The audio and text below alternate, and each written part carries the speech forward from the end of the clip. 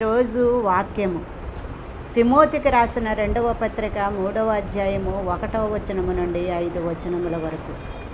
అంత్యదినములలో అపాయకరమైన కాలములు వచ్చునని తెలుసుకొనుము.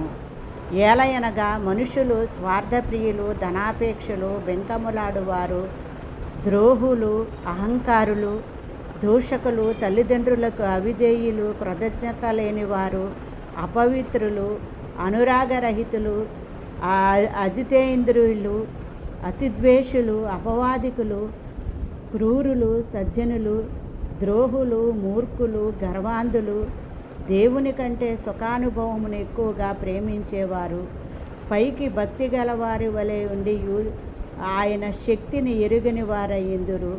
అట్టి వారికి విముఖుడవై యుండుము.